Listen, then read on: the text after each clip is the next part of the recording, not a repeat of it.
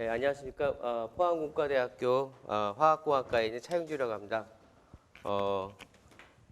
몇 년 전에 여기 대구 이쪽에 와서 한번 또 강연을 한 적이 있었는데 오늘 또 한번 몇 년 이후에 다시 그 연구재단에서 대중 강연을 해달라고 부탁을 해서 오늘 또 다시 오게 됐습니다. 제가 하고 있는 연구는 주로 이 생명체가 가지고 있는 어떤 그 생존 기술들을 모방을 해서 우리 실생활에 필요한 그런 기술이나 소재들을 만들어내는 그런 연구를 하고 있고요. 그걸 가지고 저희가 현재 최근에는 이제 저희가 네이처 글루텍이라든 저희 회사를 창업을 해서 기술 사업화를 진행하고 있습니다. 그래서 오늘 제가 주로 말씀드릴 거는 이 생물 모방이 무엇이고 그것을 어떻게 우리가 미래 의료기술 쪽으로 활용할 수 있는지 그런 제가 하고 있는 연구를 중심으로 좀 말씀드리겠습니다. 여러분들 시작하기 전에 이제 이게 우리가 이제 잘 알고 있는 이제 자연이죠. 굉장히 자연은 아름답고 이쁘고 깨끗해 보입니다. 근데 실제적으로 지구상에는 그러한 곳만 있는 것이 아니고 굉장히 냉혹한 부분들이 많죠. 이렇게 물이 없는 지역도 있고요. 또 굉장히 추운 지역이 있고요. 굉장히 뜨거운 이런 화산 지역 같은 데도 있고 이렇게 뜨거운 물이 나오는 열수구 같은 지역도 온천 지역도 있고요. 또 빛이 없는 굉장히 어두운 지역도 있죠. 그래서 이렇게 굉장히 냉혹한 자연 환경에서도 실제적으로는 모든 생명체는 생존하고 있고 발견되고 있습니다. 그래서 다양한 우리가 잘 알지 못하는 생명체들이 이런 냉혹한 자연 환경에서 살고 있다는 것이 고요. 우리가 이런 것들을 생각할 때 이 생명체들은 어쨌든 우리가 생각할 때는 굉장히 좋지 않은 환경이지만 그 환경에서 가장 최적화되어 있고 가장 거기에서 적응이 잘 돼 있는 그런 생명체라고 보시면 되겠습니다. 그래서 여러분들 가장 찰스 다윈이라는 분이 종의 기원을 쓴 진화학자인 이 찰스 다윈이 했던 말 중에서 가장 유명한 게 뭐냐면요. 여기 가장 강한 생명체가 생존한 게 아니라 그리고 가장 똑똑한 생명체도 아니고요. 이렇게 보면은 이 환경 변화에 가장 적응을 잘한 생명체가 살아남았다 그럽니다. 그 얘기는 뭐냐면은 결국은 지구의 환경이 계속적으로 변하고 있는데 그 환경에서 빨리 적응을 하지 못하면 도태가 되는 거죠.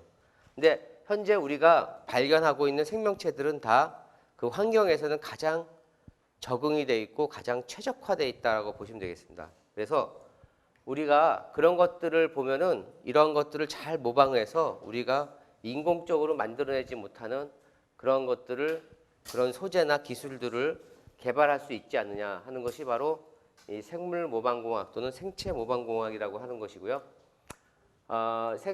생체 모방공학 또는 자연모사라고 얘기를 하는데 이런 것들은 결국 이 자연 환경에 숨어 있는 이 첨단 과학을 이제 말할 수 있고 크게 두 가지를 우리가 모방하는 경우가 많습니다. 하나는 뭐냐면 이 생명체의 행동이나 구조를 모방하는 경우가 있어요. 그러니까 예를 들어서 가장 대표적인 것이 이 잠자리를 모방한 이 헬리콥터죠.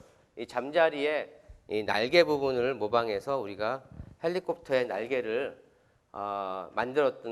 개발한 것처럼 이 생명체가 가지고 있는 그 행동이나 구조를 모방할 수 있고요. 또 이 생명체가 가지고 있는 생명체가 만들어낼 수 있는 그 물질이나 소재를 또 모방을 할 수 있습니다.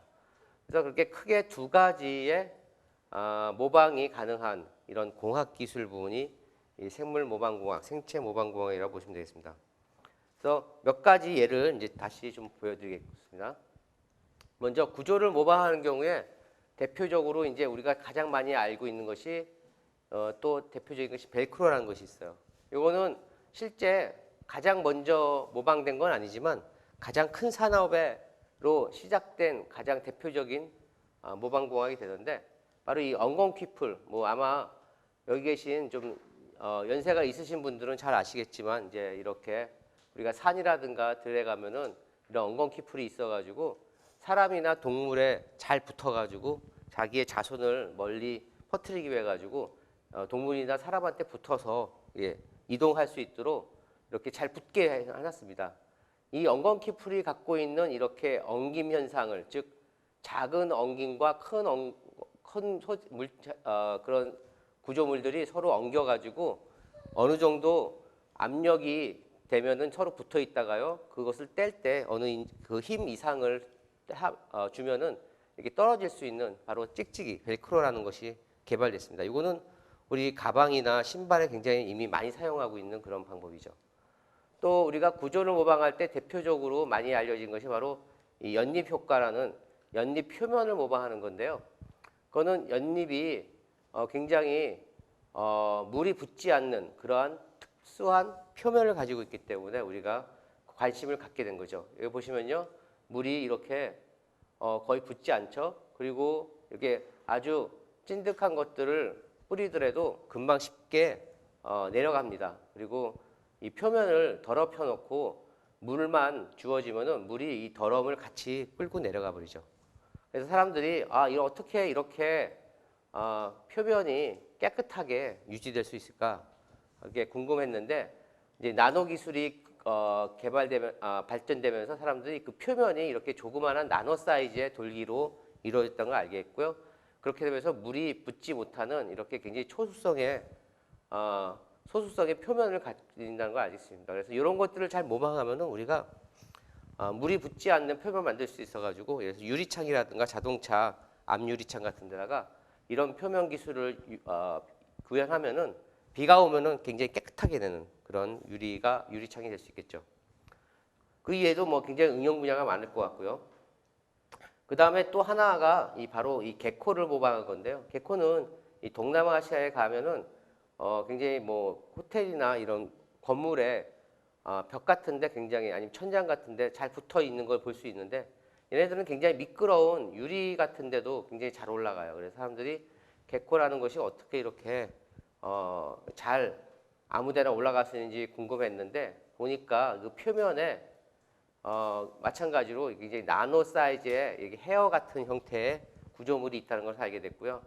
얘네들이 이제 이 분자 간의 결합을 시켜가지고 그 힘을 이용해가지고 어느 정도의 접착력을 갖게 합니다. 그래서 뭐 그걸 이용해가지고 이렇게 로봇 바닥에다가 그 표면을 구현시켜가지고 뭐 아무데나 올라갈 수 있는 로봇을 만든다든가, 또는 옛날에 영화에 나왔지만 이게 탐 크루즈가 이 두바이의 어떤 빌딩에 장갑을 끼고 올라가는데, 그 장갑이 이제 게코 장갑이죠. 그래서 막 이렇게 굉장히 높은 데도 올라갈 수 있어요. 근데 물론 이거는 실제 아직 만들어지지 못했고요. 그냥 영화이기 때문에 이런 것들이 가능할 수 있다라는 하나의 이제 상상으로 시작된 게코 장갑인데, 아마 어느 순간에는 아마 이것도 실제적으로 현실화돼서 실제 실생활에 사용될 수 있는 날이 올 수 있을 것 같습니다. 뭐 이런 것들이 이제 대표적이사 볼 수 있고요. 또 물질 모방하는 대표적인 것은 뭐냐면은 그 생명체가 갖고 있는 물질인데, 예를 들어 대표적인 것이 이제 거미줄입니다. 여러분들 알다시피 이 거미줄은 굉장히 같은 굵기의 그 철사와 비교해서 그 철보다 훨씬 더 강합니다. 그래서 자연이 만들어낼 수 있는 그런 소재 중에서 가장 강하다고 보시면 되겠고요. 그런 것들을 우리가 잘 모방을 하면은 우리가 방탄조끼라든가 봉합사와 같이 우리 굉장히 강도가 많이 필요한 부분에 사용할 수 있는 그런 소재를 개발할 수 있습니다. 또 대표적으로 이제 많이 알려진 것 중에 하나가 이 해파리입니다. 이 해파리에서 뭘 모방하냐면요, 이 해파리가 다 그런 건 아닌데, 어떤 해파리인 경우에 여기에 이제 파란색, 청색의 그 가시광선을 쏘여주면요, 녹색의 이렇게 형광을 발하게 하는 해파리들이 있어요. 그래서 아마 그 수족관 같은 데 갔을 때 해파리가 있는 수족관에 불을 꺼놓고 이렇게 파란색 빛을 쬐어주는데, 해파리가 초록색 형광을 띠면서 이렇게 유영하고 있는 것을 아마 본 적이 있으신 분들이 있을 것입니다. 그것이 바로 이 해파리가 만들어내는 독특한 이 단백질, 녹색 형광 단백질이라는 그 단백질에 의해서 한 건데요. 그거를 우리가 잘 활용을 하면요, 이렇게 녹색을 띠는 토끼를 만들어낸다든가, 뭐 강아지, 뭐 여기는 고양이지만 어떤 여러 가지 생명체에다가 녹색을 띠게 할 수 있습니다. 근데 실제적으로 이것이 2008년도에 노벨 화학상을 타게 한 하나의 주제가 되는데, 그 이유는 뭐 이렇게 단순히 동물에 넣어서 한 건 아니고요. 다양한 형태의 형광물을 만들어 가지고 우리 사람의 병이 어떻게 진행되는지, 우리 몸에서 일어나는 이 병들을 진단할 수 있는 어떤 툴로 만들었기 때문에 노벨 화학상을 타게 된 굉장히 중요한 주제가 되었습니다. 그래서 다시 잠시 말씀드리면요, 2008년도 노벨 화학상인데, 이게 이제 녹색 형광 단백질이라고 이 해파리가 만들어낸 단백질인데, 얘네들이 바로 이 녹색을 띠게 하는 거죠. 그래서 그것을 이렇게 다양한 형태의 형광으로 개발함으로써 우리가 의료 기술의 발전에 크게 이바지를 했어요. 그래서 이 세 명이 노벨상을 동동 수상했는데, 실제적으로 이분은 이 이 녹색 형광 단백질을 발견한 사람이고요. 이 두 명은 이것을 응용한 사람인데, 실제 이 마지막에 있는 사람이 이렇게 다양한 형태의 형광을 띠게 해가지고 굉장히 큰 나중에 의료 쪽에 이바지를 더 많이 했다고 보시면 되겠습니다. 근데 사실은 여기서 조금 하나의 이제 비하인드 스토리가 있는데, 실제적으로는 한 명이 더 노벨상을 타야지 됩니다.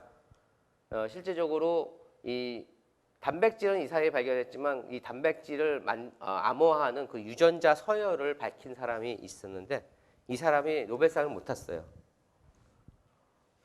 근데 노벨상을 못 타게 된 이유가, 실제적으로 노벨상은 공동으로 3명까지만 가능하거든요.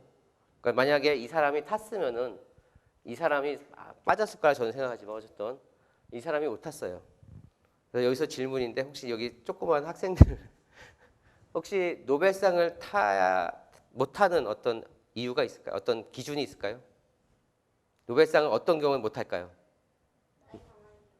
아예 나이가 많아도 다 탈 수 있어요. 100살이라 탈 수 있고 200살이라 탈 수 있어. 표? 아닌데 어쨌든 뭐 그래 뭐 이렇게 다 선정을 하는 거기 때문에 그렇긴 한데, 거기는 같이 이렇게 다 사람들이 이제 서로 얘기를 해가지고 토론을 해서 딱 하는 거기 때문에, 이 사람들이 탈게 되면은 이 사람도 아마 같이 탔을 거예요. 근데 그건 아니고, 또 혹시 살아 있어야 돼요. 맞아요. 살아 있어야 돼요. 죽으면 안 줘요. 하지만 이 사람 살아 있었어요. 그것도 아니야. 또 뭐가 있을까요?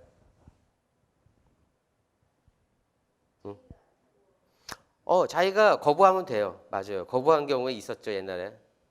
근데 그것도 거부하지도 않았어. 누가 웬만하면 거부 안 하죠. 왜? 이 사람들은 노벨상 타고 전 세계 돌아다니면 엄청 부자가 되는데, 실수 깜빡하고, 다 열심히 가서 연락해가지고 노벨상 받을 거냐고 물어봐요. 걱정하지 마. 자, 오케이. 자, 시간이 오늘은 되게 짧은 강연이 돼가지고, 제가 사실은 뒤에 자료가 많기 때문에 일단 답변을 드리겠습니다. 일단은 노벨상을 탈 수 있는 조건은 죽으면 안 돼요. 살아 있어야 되고요. 또 중요한 조건이 뭐냐면은 그 소사이어티에 있어야 돼요. 예를 들어서 이것이 노벨 화학상이잖아요. 그러면 예를 들어서 과학 분야에 계속 종사를 하고 있어야 돼요. 그러니까 예를 들어서 교수였으면은 꼭 아니고, 과학 쪽이라 그러면 꼭 교수가 아니래도 선생님이든 아니면 연구원이든 아니면 회사에서 연구를 하든 계속 연구를 하고 있어야 되는데, 연구를 안 하고 있고 다른 걸 하고 있으면 안 돼요. 예를 들어서 이분이 그래도 안 돼. 아니야, 그거 상관없어. 아무 연구를 해도 상관없어요. 근데 문제는 뭐냐면, 이 사람이 교수였는데 그때 국가 연구비를 더 이상 못 받고 학교에서 쫓겨나게 됐어요. 그래서 그 연구 결과를 이 사람한테 다 넘겨서 이 사람이 연구를 시작을 했고, 이 사람은 그 이후에 학교를 그만두고 요 노벨상을 발표할 당시에 뉴욕에서 그 렌트카 있죠? 렌트카 빌려주는 차, 거기 드라이버를 하고 있었어요. 자동차 운전하는 거는 과학 쪽이 아니잖아요. 그렇죠? 그래서 소사이어티에 있지 않다고 해가지고 노벨상을 못 받게 됐어요. 그래서 여러분들이 이 조그만 젊은 친구들, 어린 친구들 노벨상 꼭 받고 싶으면 어떻게 해야 되냐면요, 건강 유지해가지고 꼭 죽지 않고 살아 있어야 되고요. 그 다음에 계속적으로 그 노벨상 받고 싶은 분야에 계속적으로 남아 있어야 됩니다. 자, 이제 제가 하고 있는 연구에 대해서 말씀드릴게요. 제가 하고 있는 연구는 마찬가지로 지금까지 말씀드린 생물 모방 중에서 이제 구조를 모방하는 거예요. 구조가 아니라 성분을 모방하는 겁니다. 그래서 성분이라니까 이 해양 생명체가 만들어야 하는 그 성분을 우리가 모방해서 우리 실생활에 필요한 거를 개발하는 건데, 예를 들어서 이런 거예요. 여러분들 이제 상처가 났어요. 상처가 굉장히 작으면은 그냥 이렇게 뭐 밴디지 같은 걸 해도 되겠지만, 크면 어떻게 해야 돼요? 병원 가서 꼬매야겠죠. 또 우리가 아파가지고 수술을 하게 됐습니다. 그러면 이렇게 절개를 하고 나중에 다시 이 부분을 봉합을 해야 돼요. 근데 현재 이거를 하는 방법은 바로 이 실 같은 걸로 꼬매는 방법이거나, 뭐 어떤 경우에 뭐 예를 들어서 특히 그 군대 같은 경우에는 급한 경우에는 이렇게 스테이플 같은 걸로 이렇게 꿰매게 되죠. 근데 이런 것들의 문제가 뭐냐면은 이 피부 같은 경우에는 이 영구적으로 여기 부분을 관통하기 때문에, 물리적으로 하는 방법이기 때문에 흉터가 영구적으로 날 수밖에 없어요. 그래서 이렇게 수술하고 나서 봉합을 하면은 이렇게 커다란 흉터가 생기게 되죠. 그래도 이렇게 피부인 경우에는 흉터만 남지만 그래도 이렇게 봉합이 잘 되는데, 문제는 우리 몸 안에서가 문제예요. 우리 몸은 대부분이 물로 차 있어요. 한 70% 이상이 물로 차 있는데, 그리고 굉장히 약해. 피부보다 훨씬 약해가지고 잘못하면 찢어지고요. 이렇게 봉합하거나 스테이플로 하는 방법이 물이 완전히 빠져나가는 것을 완전히 막지 못해요. 예를 들어서 듬성듬성 이렇게 꼬매 놓으면은 물이 많이 차 있으면은 셀 수밖에 없겠죠. 그 틈을 타서. 그렇죠? 그래서 혈액이나 체액이 이렇게 누출될 가능성이 높아요. 만약에 수술하다가 열심히 꼬매 놨는데 장에 구멍이 났어요. 그렇게 되면은 그 장액이 빠져나와 가지고, 장액에는 주로 우리 장에는 세균들이 굉장히 많아요. 그럼 세균이 우리 몸을 감염시켜 가지고 사람이 죽게 되죠. 그게 바로 폐혈증이에요. 그래서 뭐 여러분들 어린 친구들은 모르겠지만 좀 나이 드신 분들 최근 몇 년 전에 바로 신해철이라는 가수가 수술하다가 장에 구멍이 나가지고 폐혈증으로 죽었죠. 바로 이런 방법이에요. 그래서 이렇게 실이라든가 이런 방법으로 꼬매는 것이 좋은 방법이 아니다. 완벽한 방법이 아닌 거죠. 그래서 여러 가지 문제점이 있어요. 그래서 이거는 이제 제가가 아니라 이건 영화에서 갖고 온 건데, 그래서 수술하고 나서 이렇게 보니까 우리가 이렇게 접착제로 이렇게 발라주면 좋겠다라는 생각할 수 있겠죠. 영화에서도 이렇게 액체를 이렇게 발라가지고 바로 봉합을 하는 거죠. 자, 실제 이러한 생각은 이미 어느 정도 사람들이 이미 많이 갖고 있어가지고 이렇게 봉합사 대신에 접착제로 발라서 봉합을 하자는 생각을 하게 됐죠. 그리고 실제적으로 그런 제품들이 이미 어느 정도 나와 있어요. 근데 문제는 실제 현재 작품들이 대부분이 피부에만 사용할 수 있어요. 예를 들어서 여기 하나의 이 제품은 뭐냐면은 순간접착제 계열의 제품인데 화학접착제예요. 얘는 접착력은 좋은데 독성이 있어가지고 우리 몸 안에 사용하지 못해요. 피부 밖에만 사용할 수 있어요. 그러니까 피부를 봉합하는 데 사용할 수 있지만 우리 몸 안에서 아까 같이 뭐 장을 꼬맨다든가 뭐 이런 다른 우리 몸에 있는 기관을 하는 데는 불가능해요. 또 이거는 실제는 혈액을 응고시키는 지혈 제품이에요. 지혈제예요. 바로 피브린이라는 이 단백질 제품인데, 우리가 혈액의 성분을 이용하기 때문에 독성은 없고 안전해요. 그래서 우리 몸에 사용할 수는 있지만 실제 접착력은 거의 없어요. 그래서 실제 봉합사를 대체할 수는 없어요. 그렇기 때문에 결론적으로 뭘 말씀드릴 수 있냐면은, 우리 인체 내부 조직을 안전하고 강력하게 접착할 수 있는 생체 접착제는 현재 없다. 그래서 실을 쓸 수밖에 없는 상황이죠. 그리고 물론 실도 어떤 경우에는 사용 못하는 부위가 굉장히 많을 수밖에 없어요. 우리 몸에서. 그래서 우리가 새로운 접착제는 기존의 접착제의 장점만을 갖고 있고 단점을 하나도 갖고 있지 않은 그런 접착제를 만들면 좋겠다라고 이제 생각을 할 수 있습니다. 그것이 이제 저희가 하고 있는 연구고요. 네. 네. 홍합, 그치? 홍합이에요. 이게 저예요, 이게. 네, 홍합 박사님이 홍합을 보고 있어요. 그렇죠? 그래서 우리 홍합은 이렇게 바다의 이런 파도나 이런 데서 견디면서도 물속에서 바위 같은 데 견디면서 살 수 있죠. 접착해서. 그래서 우리가 이런 홍합과 같은 바다에서 붙어서 생활하는 생명체가 만들어내는 이 접착제를 한번 활용을 해보자는 것이 저희의 생각이죠. 그리고 재밌는 것이 여러분의 몸 안에 아까 말씀 우리 몸은 수중이라 그랬잖아요. 거의 70% 이상 물로 돼 있다 그랬잖아요. 그 환경이 바닷물 환경이랑 굉장히 비슷해요. 온도는 다른데 이 pH라든가 염 같은 것이 굉장히 비슷해가지고 바다에서 잘 작동을 하는 것은 아마 사람한테 작동할 가능성이 굉장히 높죠. 꼭 홍합뿐만 아니라 실제 바다에는 붙어서 생활하는 생명체가 많아요. 뭐 따개비란 것도 있고 굴도 있고 뭐 여러 가지 그 이외에도 뭐 다양한 생명체들이 있어요. 뭐예요 이게 여러분들? 홍합이지. 다 홍합인가? 다 홍합이야? 제일 까만 게 홍합이야? 이거? 땡. 세 개 다 홍합? 정확히 말하면 요 가운데 거랑 요게 홍합이야. 얘는 담치예요. 근데 우리가 보통 사람들은 다 홍합이라 해도 돼. 그냥 홍합이라 해도 돼요. 요거는 뭐냐면은 이거는 우리나라 게 아니야. 이거 외래종이야. 그리고 실제 현재는 우리나라에서 대부분 양식하는 거는 이 외래종인 요 진주담치예요. 깨끗하잖아 표면이. 양식하기 때문에 표현하죠. 요거는 포항 앞바다에서 나온 동해안 홍합. 이거 우리가 참담치라고 부르는데 실제 이제 홍합이고요. 요거는 울릉도 홍합이에요. 훨씬 크죠. 영양분이 좋아서 아마 사람 손에 안 닿고 오래오래 잡히지 않고 오래 있어가지고 아마 큰 것 같아. 자, 이거는 진짜 맛있겠지. 근데 이거는 다 자연산이야. 여러분들 주로 먹는 건 이거예요. 조그만 거. 내가 연구하는 건 어느 것 거야, 이 중에서? 그러면 좋겠지. 그럼 매일 이것만 먹게? 아니요, 이거예요. 내가 연구하는 건 제일 조그만 거. 외래종입니다. 자, 홍합은 이 홍합의 발로부터 이 실 같은 걸 만들어내고요. 실 끝에 이렇게 접착제를 만들어내가지고 붙어요.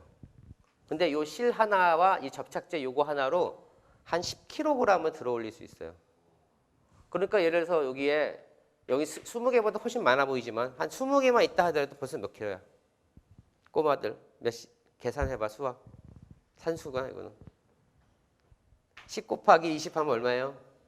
200kg이죠. 야, 그러면 200kg 여러분서 떼낼 수 있어요? 아니요. 불가능하지? 그렇죠. 그래서 홍합이 굉장히 접착력이 좋다는 거였어요. 그래서 홍합은 보통 우리 양식하고 나서 서로 이렇게 붙어 있을 때 이렇게는 못 떼고 긁어서 이렇게 떼야 돼. 긁어서. 자, 이 실 끝에 있는 이 접착제 덩어리가 바로 단백질로 이루어졌다는 것을 사람들이 알게 됐어요. 그것도 단백질이 이제 다양한 형태의 단백질이 섞여 있는데 뭐 어쨌든 이 단백질로 이루어져 있고요. 굉장히 접착력이 좋으면서도 얘네들은 화학 접착제처럼 딱딱하지가 않아요. 약간 물렁물렁해. 그게 이제 사람은 실제 굉장히 중요한 게 우리 몸에서는 딱딱하면 안 돼요. 우리 몸은 몸 안에 있는 조직들은 다 움직여. 그래서 움직이는 조직에 딱딱하게 있는 접착을 하게 되면요. 나중에 다시 떨어져 나갈 가능성이 높은데 서로 움직여도 같이 움직여주면은 안 떨어져 나가겠잖아요. 그렇죠?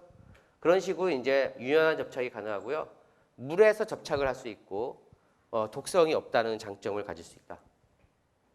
자, 근데 문제는 그러면은 빨리 사람들이 홍합에서 단백질을 얻어가지고 빨리 의료 접착제로 만들면 되지. 왜 지금까지 안 됐냐? 바로 직접 홍합에서 단백질을 뽑아내기는 어렵다는 거예요. 되게 어려워요. 사실 이 홍합 하나에 여기에서 얼마나 단백질이 나오겠어요. 그래서 홍합 단백질 1g을 만들어낼 때 대충 한 10,000마리 홍합이 필요하다 그래요. 그러니까 이거는 엄청나죠. 그래서 예를 들어서 여러분들 홍합탕에 홍합이 50개가 들어있어요. 그러면 10,000마리 홍합은 홍합탕이 몇 개가 있어야 돼?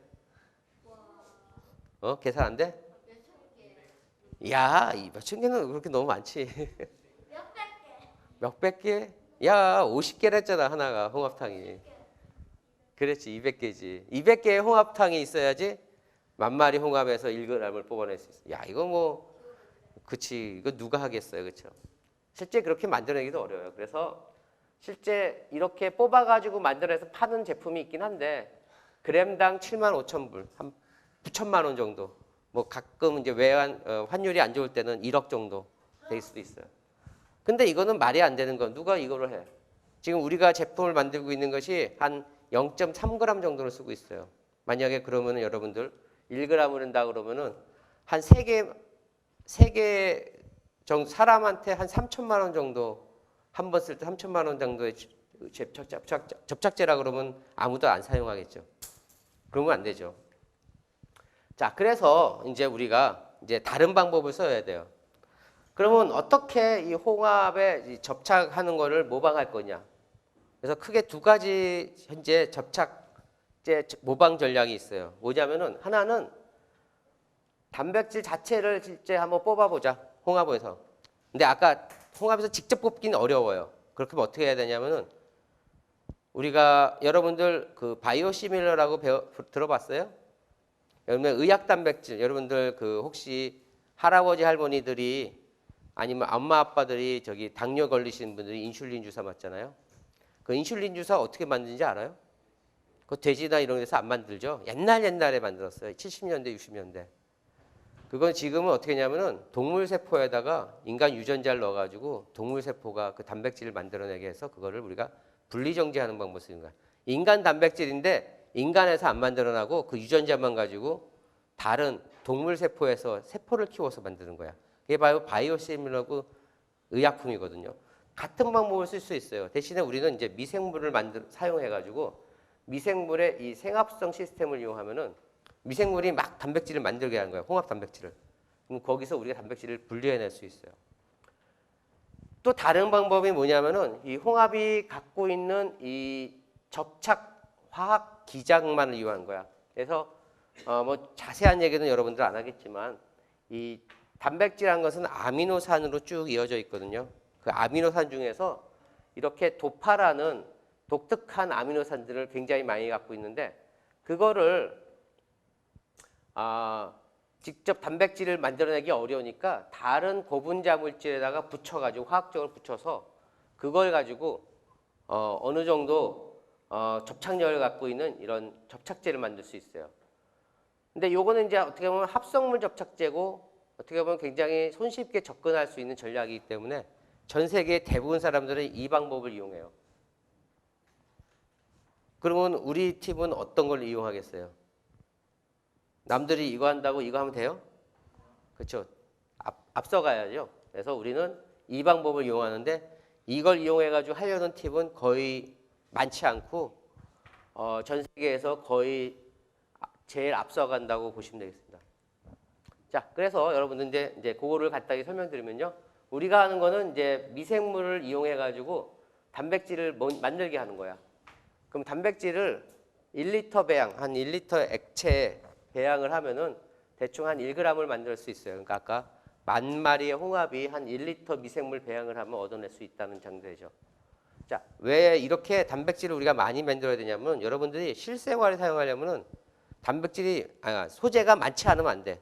실제 여러분들한테 필요한 그래서 어떤 물건이 양이 적은데 실제 모든 사람한테 사용할 수 없잖아요. 그렇죠? 그러면 그 물건을 많이 만들어내야죠. 그 많이 확보하는 기술이 초기에 가장 먼저 필요한 거예요. 그래서 그런 것들이 저희들이 했던 연구고요. 그래서 우리가 이렇게 대량으로 확보할 수 있는 소재를 개발을 했기 때문에 실제 이제 응용이 가능하겠죠. 그래서 여러분들한테 조금 손쉽게 설명하기 위해 가지고 아까 의약 단백질, 바이오시밀러라는 의약 단백질 만드는 거 비슷한 건데 우리가 홍합에서 유전자를 찾아가지고 그거를 살짝 설계를 한 다음에 재설계를 한 다음에 이거를 유전자 운반체에 넣어요. 그리고 이 유전자 운반체가 이 홍합의 접착 단백질 유전자를 갖고 있으니까 그거를 미생물에다 우리가 넣을 수 있거든요. 그러면 미생물은 한 2, 30번에 한 번씩 분열을 해가지고 조금만 키우면은 엄청 많이 양이 늘어나요. 그러면 걔네들 안에서 우리가 단백질만을 뽑아내는 방법이죠. 그래서 우리가 이렇게 이제 대량 배양 시스템에서 대량 생산 시스템에서 이렇게 생산을 하게 되고요. 그걸 이제 동결 건조하면은 이렇게 하얀색의 이제 이렇게 단백질 파우더를 이게 이제 접착 단백질입니다. 그래서 아이고 예. 네. 그래서 요게 이제 우리가 처음으로 이제 만들어낸 대량으로 확보할 수 있는 접착 단백질이고 아직도 전 세계에서 유일하게 대량으로 확보할 수 있는 소재예요. 자, 근데 여러분들 이게 이제 예를 들어서 이제 꼬마들한테 젊은 친구들한테 얘기할 때 이제 비유를 들 때 어떻게 들면 좀 손쉽게 생각할까 해가지고 이제 생각할 수 있는 게 요거를 바로 활용할 수는 없어요. 왜냐하면 예를 들어서 여러분들 이제 밀이라는 거 알죠?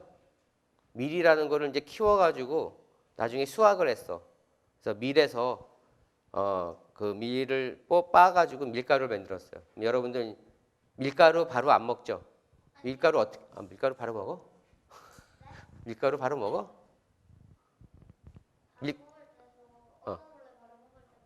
밀가루를? 그래? 대단한데? 다시 보여줄래?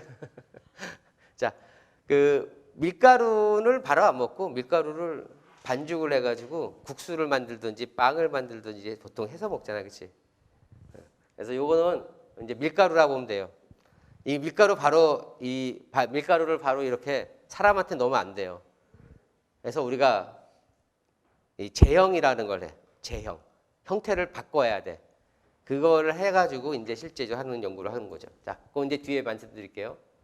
자, 여러분들 이제 접착력을 궁금하잖아요. 그래서 이 꼬마가 와가지고 이제 실험실에서 접착력을 한번 측정한 실험을 해봤어요.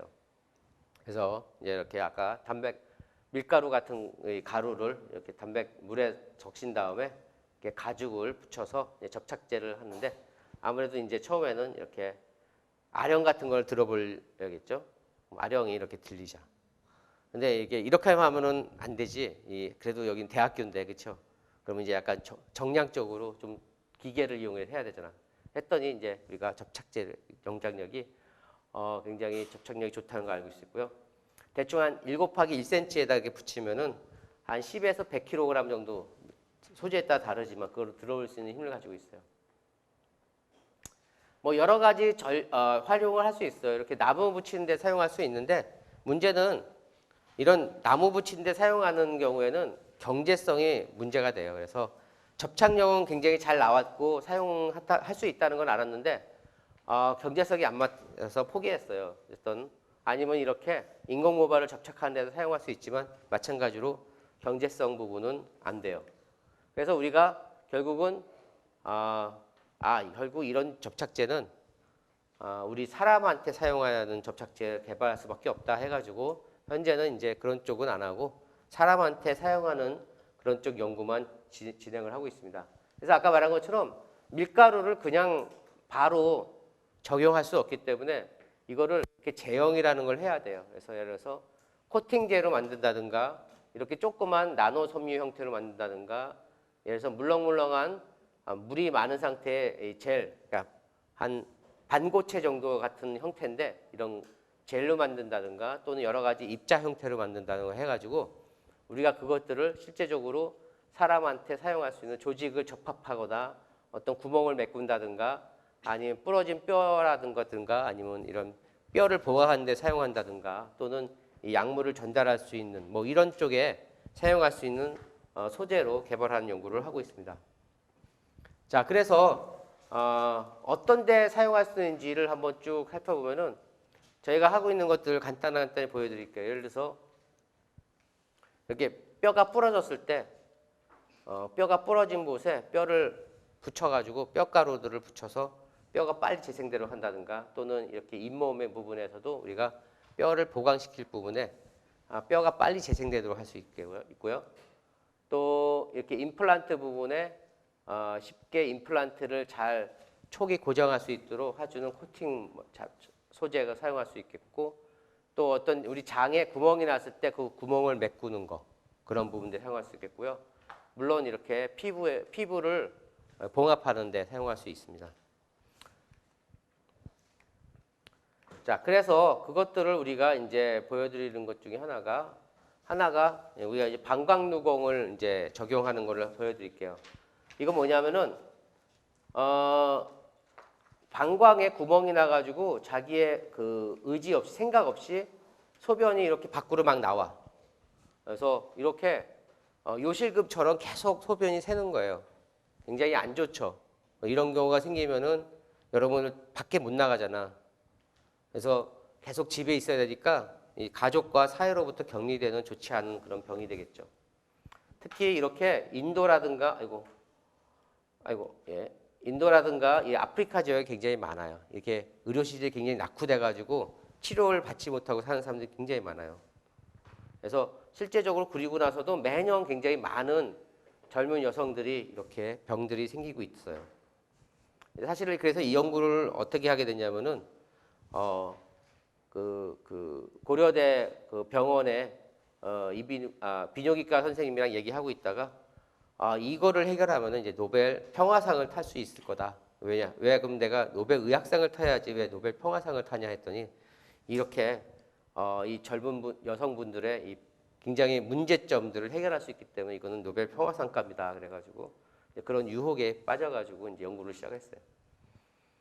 그래서 현재는 어떻게 하냐면은 이렇게 봉합사로 꼬매요. 마찬가지로 없어요, 방법이. 그래서 봉합사로 꼬매는 건데 이 꼬매는 게 굉장히 의사의 기술이 굉장히 필요하기 때문에 아까 말한 것처럼 개발도상국에서 이런 것들을 개발하기 굉장히 어렵고 그래서 치료가 잘 안 되는 경우가 많아요. 그래서 별로 의사의 기술이 많이 좌지우지되지 않는 이렇게 우리가 주사를 해가지고 인젝션을 해가지고 그 구멍을 메꿀 수 있는 그런 접착제가 필요하다라고 해서 연구를 하게 되는 거고요. 그래서 우리가 하려는 거는 궁극적으로 손쉽게 말씀하면은 우리가 그냥 구멍만 뚫어서 거기다가 이제 접착제를 주사로 넣어서 그 부분에 이렇게 구멍을 메꾸는 거예요. 그래서 나중에 구멍이 완전히 메꾸도록 하는 재생이 되도록 하는 그런 방법을 쓰는 겁니다. 자, 그래서 보통은 이제 동물 실험 시작하기 전에 이렇게 우리가 동물에서 기관을 꺼내가지고 실험하는 엑스비고라는 실험을 하는데 구멍을 뚫어가지고 빨간물 채웠잖아요. 여기 방광누공이야. 그런 다음에 이 안에서 직접적으로 이렇게 우리가 그 구멍을 주사기에서 접착제를 주사해가지고 그걸 메꿀 수 있어요. 그럼 각효를 시키고 나면은 완전히 이제 각효가 된 다음에는 물을 채워도 얘네들이 물이 빠져나가지 않고 압력을 견디는 거 볼 수 있습니다. 네, 넘어갈게요, 이거는. 네. 자, 그래서 저희들이 이제 그걸 가지고 이제 실제적으로 동물을 이용해 가지고 실제 잘 되는지를 확인한 겁니다. 그래서 돼지를 이용해 가지고 실제적으로 얼마나 그 방광누공이 잘 막히는지를 확인하는 건데 우리가 이제 컨트롤러 이거 아까 우리 몸에 안에서 사용할 수는 있지만 접착력이 거의 없는 제품이 있다 그랬잖아요. 그 경우에는 실제적으로 그냥 해도 이렇게 물이 새 나가는 걸 볼 수 있어요. 근데 우리 접착제로 하면요, 새 나가는 것이 없는 걸 확인할 수 있고요. 실제적으로 그것을 이렇게 조직 분석을 해보면은 가만 놔두면 이렇게 그대로 이렇게 구멍이 보이죠. 그리고 요거는 이제 아까 말처럼 지열 제품인 피브린이라는 그 제품인데 마찬가지로 그렇게 구멍이 그대로 있어요. 하지만 봉합사로 꼬맨 거라든가 우리 접착제로 한 경우에는 어디가 구멍이 있었는지 모르게 잘 메꿔졌고요. 특히 이 봉합사를 한 경우에는 그 남아있는 실 때문에 이렇게 염증이 보이는데 이거에는 그런 부분도 없어요. 왜? 단백질은 없어지고 분해돼가지고 자연재생을 방해하지 않기 때문에 완전히 그 자연재생이 일어나서 그 구멍이 메꾼 걸 알 수 있습니다. 그리고 이제 이 실험은 수술 성공률이 이제 100%로 의사 선생님이 이제 기록을 했어요. 그 다음에 이제 우리가 뼈를 보강하는 데 사용할 수 있습니다. 예를 들어서 우리가 이제 골 이식제를 이용해 가지고 뼈를 많이 보강을 하는 연구를 하는데 그 이유는 이제 이 인류 고령화되면서 많은 분들이 오래 사시지만 결국은 우리 기관이 노화되기 때문에 문제가 많이 되죠. 특히 뼈가 이제 부실하게 되면서 어쩔 수 없이 이제 우리가 먹기 위해서는 이제 임플란트 같은 거를 치아 쪽에 해야 되는데 문제는 이 잇몸이 부실하기 때문에 잇몸을 보강 안 하면은 임플란트를 할 수가 없어요. 그래서 이렇게 뼈를 그 치아를 뺀 다음에 그 부분에다가 이렇게 뼈가루를 넣어가지고 여기에다가 뼈를 재생을 시켜줘야지 나중에 임플란트를 할 수 있어요. 근데 그럴 때 사용하는 것이 이제 이렇게 동물뼈와 같은 아니면은 우리가 합성한 이런 합성 뼈들이 있는데 그런 성분들을 이용해가지고 이 뼈가루를 넣어가지고 그 부분을 이제 재생을 하게 돼요. 그러면 이제 이게 얘네들이 뼈가루가 도와가지고 그 부분에 뼈가 만들어져요. 근데 문제는 이 뼈가루가 막 도망가가지고 뼈 재생에 시간이 너무 오래 걸려요. 그래서 우리가 하려는 거는 여기 접착제로 이렇게 묶어 놓으면은 얘네들이 혈액이라든가 물이 들어와도 와야 되지 않고 계속 그대로 남아 있어서 뼈 재생을 더 빨리 촉진시키는 거죠. 보통 뼈를 재생할 때 이 잇몸 같은 경우에 한 6개월 정도 걸리거든요. 그럼 6개월 정도 그 환자가 먹지도 못하고 굉장히 삶의 질이 떨어진 상태로 있다가 이제 임플란트를 하고 나서 먹을 수 있어요. 근데 만약에 그거를 우리가 2, 3개월 더 빨리 줄일 수 있으면은 그 삶의 질이 한 2, 3개월, 2, 3배 더 빨라지겠죠. 그런 것들이 저희가 하고 있는 연구라고 보시면 되겠고요. 실제적으로 이렇게 동물 실험을 통해 가지고 우리가 했을 때 이렇게 그냥 골이식제를 넣어준 거에 비해서 이 접착제로 같이 넣어주면요 뼈가 빨리 재생되는 걸 확인할 수 있고요. 특히 이 골 밀도가 거의 정상에 가까워지는 걸 알 수 있습니다. 그래서 우리가 뼈 재생을 도와주는데 이렇게 접착제가 활용될 수 있다고 알 수 있습니다. 뭐 이건 넘어갈까요? 너무 시간이 많은데 일단 간단하게 말씀드리면은 요즘은 이제 줄기세포를 이용해 가지고 우리가 치료를 많이 하는데 예를 들어서 많은 이제 여러분들 이제 아버지 딸 이제 약간 나이 드신 중년 분들이 가장 많이 이제 문제가 되는 것 중에 하나가 심근경색이에요. 심근경색은 뭐냐면 혈관에 문제가 생겨가지고 여기에 산소가 전달이 안 돼가지고 이 조직이 괴사가 돼가지고 이 심벽이 얇아지는 거예요. 그러면은 심벽이 얇아지니까 이게 심장은 계속적으로 이 혈액을 돌려야 되기 때문에 압력을 가해 주죠. 막 펌핑을 하는데 여기 심벽이 약하니까 터지게 됐죠. 그러면 사람이 죽는 거죠. 그래서 사람들이 이제 여러 가지 치료 방법 중에 하나가 이제 미래의 치료 방법이 바로 줄기세포를 여기다 넣어가지고 이 심벽을 빨리 이제 좀 회복시키자는 것입니다. 근데 문제는 줄기세포를 그냥 넣어도 대부분이 거의 없어져 버려요. 이 압력에 의해 가지고. 그럴 때 우리가 이 접착제와 같이 섞어서 넣어주면요 오랫동안 얘네들이 그 심장에 남게 됩니다. 그렇게 되면서 실제적으로 줄기세포만 넣어줬을 때는 이렇게 이게 정상 심장인데 이렇게 심근경색 모델을 만들면요 이렇게 심근벽이 굉장히 얇아지는 걸 알 수 있죠. 근데 아이고 예. 네. 그다음에 이제 줄기세포만 넣어주면요. 근데 사실 조금 늘어나는 것 같긴 하지만 뭐 실제적으로 별 차이가 없어요. 근데 이렇게 접착제와 같이 줄기세포를 넣어주면요. 여기 보시면요. 이쪽 부분이 이제 재생된 부분인데 심벽이 굉장히 두꺼워지는 걸 알 수 있습니다. 그래서 우리가 이 줄기세포가 오랫동안 심장에 남아서 망가진 심근경색 심벽을 우리가 이제 어느 정도 재생시켜 줄 수 있다는 것을 확인할 수 있는 거라고 보시면 됩니다. 뭐 그 이외에 이제 저희들이 또 하고 있는 것 중에 하나는 이렇게 빛을 이용해 가지고 우리가 빠른 시간 내에 서로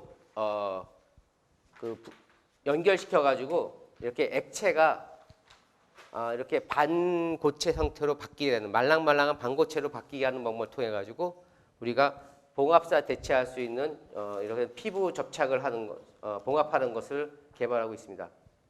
예를 들어서 여러분들이 이제 아까 처음에 나왔던 그런 영화에 나왔던 영상 비슷한데 우리가 상처를 내고 나서 보통은 이렇게 잡고 나서 여기를 이제 봉합을 해야겠지만 봉합사로 우리가 이제 싹 잡아놓고 이 접착제를 발라주는 거죠. 그럼 이 접착제는 현재는 이제 액상 상태예요. 그래서 손을 떼면은 바로 이 절개 부분이 벌어질 수밖에 없어요. 근데 거기다가 우리가 이제 파란색의 가시광선을 쬐어주는 거죠. 이거는 의료용 가시광선이기 때문에 무해합니다. 이 쬐어주면요 몇십 초 내에 얘네들이 서로 연결돼 가지고 말랑말랑한 반고체 상태로 바뀌게 돼요. 그렇게 되면은 얘네들이 이 피부를 잡고 있으면서 여기서 재생을 일으켜 가지고 피부가 봉합되고 상처가 아물게 되는 거죠. 실제적으로 굉장히 중요한 것이 뭐냐면은 딱딱한 봉합을 하게 되면은 흉터가 크게 생기는데 이렇게 아니면 아까 봉합사로 하거나 그런 게 흉터가 많이 생기는데 이렇게 말랑말랑한 봉합을 하면은 흉터가 거의 안 되고요. 특히 우리 같이 이 홍합 접착 단백질은 단백질로 이루어졌기 때문에 어느 정도 되면 단백질이 다 흡수돼서 없어지면서 그 부분이 굉장히 깨끗하게 흉터가 거의 남지 않는 그런 봉합이 가능합니다. 그 이외에도 우리가 이제 이렇게 마이크로 니들, 마이크로 사이즈의 주사기 바늘 형태로 만든 패치를 만들어서 우리가 활용할 수 있겠고요. 이거는 이렇게 기생충의 이 부분을 이제 모방을 한 약간 구조를 같이 모방한 형태라고 보시면 되겠고요. 아이고. 네. 그래서 우리가 이런 걸 이용하면은 우리가 단백질이 이 몸 안에 들어가서 얘네들이 이렇게 부풀면서 자기가 가지고 있던 이 약물을 방출하기도 하고 또한 이렇게 구조적으로 얘네들이 접착하는 것을 도와줄 수 있는 형태가 될 수 있습니다.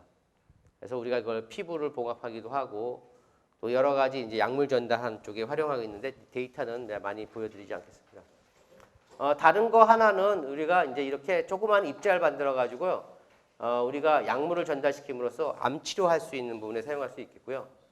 예를 들어서 그런 거예요. 우리가 현재는 암 치료할 때 이 어떤 암을 제거하고 나서 그 다음에 이제 뭐 방사선이라든가 그 다음에 약물 치료를 하고 있잖아요.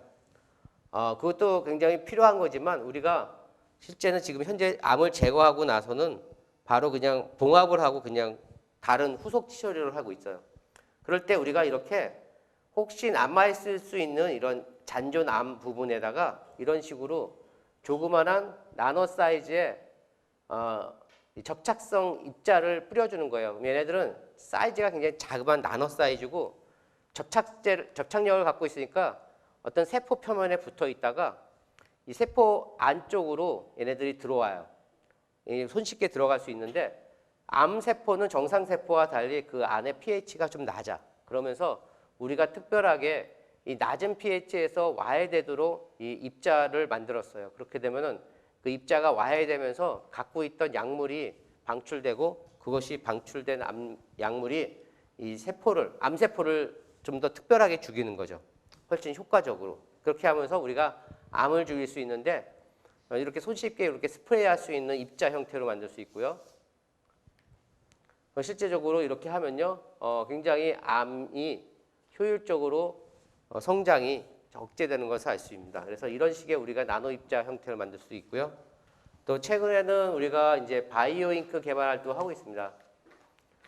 이거는 사용한 것이 저희가 다른 이제 생명체가 만들어내는 소재를 이용했는데, 이거는 이제 여러분들 형태가 좀 이상하긴 하지만 이거는 말미잘이에요. 말미잘은 되게 형태가 다양해가지고 말미잘 같지 않은 것도 있는데, 이건 되게 귀여운 말미잘이에요. 근데 얘의 장점은 모든 유전체가 다 알려져 있어. 얘네들은 근데 특징이 굉장히 이 움직성이 좋아가지고 움직임이 좋아가지고 굉장히 수축과 이완이 굉장히 크게 되는 그런 생명체인데 얘네들이 갖고 있는 실크와 유사한 소재를 저희들이 이제 찾아낸 적이 있어요. 그래서 그걸 이용해가지고 우리가 굉장히 기계적 강도가 높은 3D 프린팅 소재를 개발했어요. 보통은 이렇게 단백질 같은 생체 분자로 이루어져 있는 잉크들은 이렇게 굉장히 높은 형태, 복잡한 형태의 구조를 만들어내기 어려운데 우리는 이렇게 굉장히 정교하게 그 견고한 물성을 가질 수 있는 이런 바이오 잉크 소재를 개발했다는 것이 이제 최근에 저희들이 얘기한 거고요. 그다음 이제 마지막으로 여러분들한테 저희가 하고 있는 이제 이런 기술 사업화에 대해서 말씀드리겠습니다. 그래서 아까 제가 뭐 다는 못 보여드리고 이제 몇 가지 이제 중요한 부분들만 좀 보여드렸는데 저희가 했던 것은 결국 이 홍합에서 나오는 만들어낸 이 접착제를 어떻게 사람한테 사용할 수 있는 접착제로 개발하는지를 하는 것이고요. 저희가 이제 2000년대 초반부터 연구를 시작을 해서 실제 아까 말한 저 대량으로 확보할 수 있는 소재를 개발한 것은 2007년도가 되겠고요. 그 이후에 이제 저희가 다양한 소재 제형 기술이라든가 여러 가지 응용 기술을 해가지고 2015년도에 저희가 이제 법인을 만들어서 이제 실용화를 추진하고 있습니다. 그래서 저희가 아까 말한 것처럼 이런 회사를 만들어서 기술 이전을 통해 가지고 현재 이 연조직이라든가 경조직용 생체 접착제 개발을 하는 회사가 진행되고 있고요. 여러분들한테 좀 말씀드릴 거는 결국은 이 우리가 미래의 산업 경쟁력은 원천 소재예요. 그러니까 무슨 말이냐면은 우리가 보통 현재 우리나라의 산업 구조가 대부분이 부품이나 완제품 위주의 산업으로 돼 있어요. 그래서 사실은 원천 소재, 원천 기술이 없어서 우리나라에서 열심히 만들어도 많은 부분들이 외국의 로얄티로 가고 있죠. 그게 바로 이제 우리 지금 현재 이제 일본이랑 문제됐을 때 반도체에 들어간 여러 가지 소재들이 지금 일본에서 들어오기 때문에 문제가 되는 거잖아요. 마찬가지로 생각보다 우리나라가 갖고 있는 것이 많지 않아서 이런 부분들이 해결되는 것이 필요합니다. 그래서 나중에 결국은 미래 산업 경쟁력에서 원천 소재를 얼마나 갖고 있느냐에 따라 가지고 그 나라의 국가 경쟁력이 결정될 수 있다고 볼 수 있고요. 그래서 이런 원천 소재, 원천 기술을 우리가 확보하려면 어떻게 해야 되냐면요. 남들이 막 들어오지 못하게 해야 돼요. 남들이 그냥 그 여러분들이 개발한 그 기술을 막 베껴가지고 자기가 먼저 사용하려고 할 수도 있잖아요, 그렇죠? 그래서 그런 걸 하기 위해서 우리가 이 지식재산권이라는 것을 우리가 이용을 해가지고 보호를 받아야 됩니다. 그러면 그거를 어떻게 해야 되느냐? 우리가 무조건 먼저 어떤 거를 발표를 하면 안 돼요. 먼저 지식재산권이라는 것을 다 확보하고 나서 뭘 어떤 거를 외부에다 발표해야지 여러분들이 이제 이런 거를 확보할 수 있는 거예요. 그래서 여러분들 나중에 뭐 연구자가 됐을 때 뭐 논문이라든가 어디 가서 발표할 때 무조건 일단 지식재산권 특허라는 거를 만든다는 거를 먼저 잘 생각을 해야 되겠고요. 어린 친구들이 있어서 그런데 요즘 뭐 경진대회, 아이디어 경진대회 같은 거 많이 하는데 사실 저는 별로 그렇게 바람직한 것 같지 않은데 왜냐하면 잘못하면은 여러분들 진짜 좋은 아이디어 거기서 다 여러분들 그 지식재산권 다 안 갖고 그냥 내잖아요. 그럼 진짜 좋은 거 다 그 사람들이 가져가 봐도 아무 여러분들한테 돈이 나오는 게 없어요. 여러분들한테 권한이 하나도 없어. 그러니까 진짜 좋은 거는 아이디어 경진대회에 내지 마세요. 그냥 여러분들이 특허를 먼저 내세요. 혹시 특허 낼 돈이 없으면 나한테 연락을 하면은 같이 냅시다. 그래서 여러분들 꼭 지식재산권이라는 것을 꼭 확보하는 것을 꼭 생각을 해주셔야 돼요. 굉장히 중요해요. 우리나라가 이거를 생각을 안 해가지고 사실 굉장히 많이 뺏겼어요. 우리나라가 갖고 있는 원천 소재, 원천 기술이 생각보다 많았는데 굉장히 많이 뺏겨서 이거에 대해서 관심을 가진 게 생각보다 많지 않아요. 한 2000년대 후반 들어와가지고 그렇게 시작한 거예요. 우리나라 생각보다 시작이 그렇게 오래 안 됐습니다.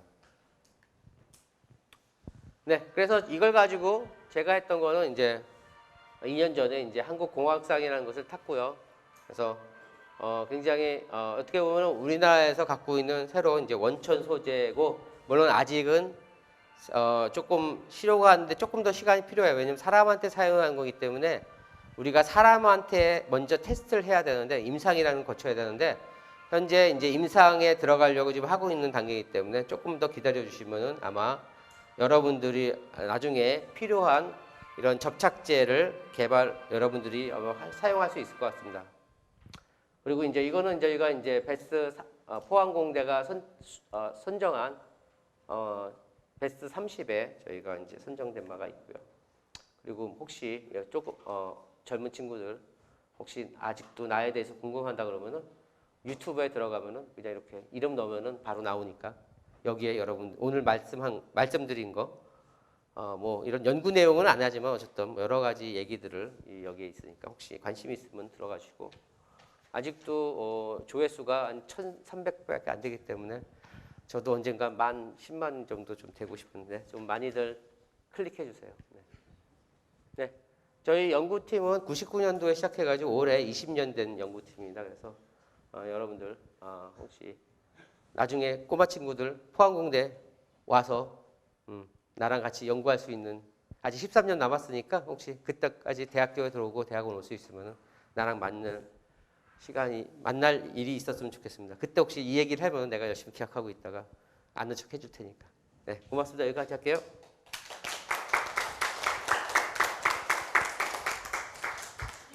네, 혹시 질문 있으면 학교에서 공지대회 해서 제가 발명품을 만들어서 냈거든요. 근데 특허 안 내고 안 뺏겨줬는데요. 아, 그래요? 뭐 그럴 수도 있어요. 근데 진짜 중요한 거는 특허를 내면 먼저 좋을 것 같아요. 아니면은 빨리 하고 나서 어느 시간이 좀 있거든. 그래서 빨리 괜찮다 그러면은 뭐 선생님이든 해가지고 특허를 내는 것도 진짜 중요한 건. 근데 우리 꼬마가 만드는 것보다도 아직은 뭐 그러니까 그건 발명품이니까 꼭 발명품이라고 다 특허가 되지는 않을 수도 있어요. 왜냐하면 이게 여러 가지 이제 그 기준이 있기 때문에 약간의 이제 좀 개선된 정도만 가지고 특허가 안 될 수 있는데 진짜 좋은 거는 꼭 특허라는 걸 한번 생각해 보세요. 아니면 이거를 선생님이 한번 얘기를 해보든지. 축하해요. 네, 또 다른 저기 뒤에서 예.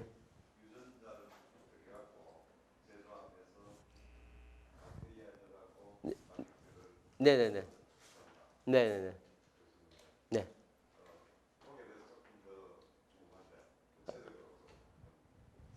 아, 네네. 예. 아, 예. 그러니까 이제 그 홍합에서 유전자를 저희들이 이제 필요한 유전자를 이제 찾아내고요.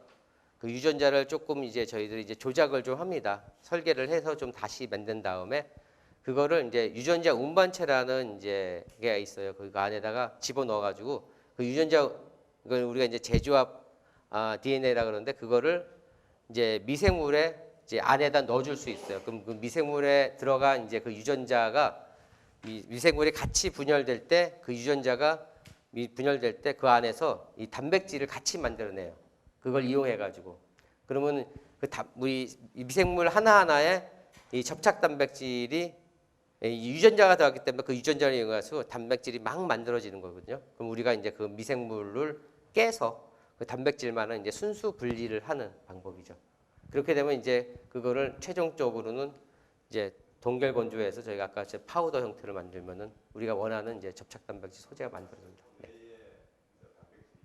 네네 맞습니다. 예, 그거를 이제 아까 말씀은 커다란 이제 배양기 그래서 저희가 1,000리터 배양기에서 회사는 지금 하고 있는데 1,000리터 그러니까 1톤짜리 이제 액체 배양기에서 거기서 키우면은 이제 대량으로 이제 거기서 미생물이 크면서 단백질이 대량으로 만들어지는 거죠. 네. 아까 말처럼 1리터에 1g이니까 1,000리터 하면은 1,000g이겠죠. 예. 근데 뭐 그건 순수 분리한 이후의 그 수율은 아니기 때문에 실제적으로는 뭐 나중에 만들 때는 그거보다는 좀 많이 적지만 실제적으로 근데 만들어진 미생물에서 만드는 양은 이제 그 정도가 된다고 보시면 됩니다. 예. 그래서 저희가 이제 대량으로 단백질을 만들어낼 수 있는 소재를 만들 수 있는 이제 이유가 그런 식으로 방법을 사용하기 때문에 그러는데요. 물론 그게 이제 그 정도만 되면은 실제적으로 이제 아직 뭐 실제 저희가 이제 제품화할 때는 그 정도 수준은 안 되기 때문에 저희가 이제 어느 정도 된 다음에는 이제 공장을 좀 더 많이 증설해서 이제 대량으로 더 많이 만들 생각이 있고요. 결국은 이제 그 배양기를 얼마나 많이 그 규모를 키우냐에 따라 가지고 그리고 얼마나 많은 이제 그 대수의 배양기를 설비를 설치하냐에 따라 가지고 저희가 이제 계속적으로 대량으로 더 확보할 수 있습니다. 네, 뽑아. 네. 홍합 단백질 거기에다가 자외선을 쏴주면 굳는다고 말씀하셨는데 그게 홍합 접착 단백질 거기에 고유한 특성인 건지 아니면 다른 물질 넣어주는 건지. 굉장히 똑똑한, 네, 굉장히 중요한 질문이고 똑똑한 포인트를 말씀했는데 자외선은 아니고요. 아까 그 청색광인데 우리가 실제적으로 그냥 청색광만 둔다고 이 걔네들이 서로 붙지는 않기 때문에 거기다가 살짝 첨가물을 넣어줍니다. 그래서 사실은 이게 그 레디칼이 형성될 수 있도록 약간의 이제 그런 메탈 계열의 그런 물질이 좀 들어가고 있고 이제 그렇게 해가지고 서로 아까 말했처럼 그 안에 있는 이 타이로신이라는 이제 얘기는 자세히 안 하고 넘어갔지만 그 아미노산을 서로 연결하는 그런 방법을 쓰기 때문에 첨가물이 좀 들어가요. 네. 그냥은 빛을 뜬다고 단백질들이 서로 붙지는 않아요. 네, 혹시 또 질문이 있으면 질문해 주세요.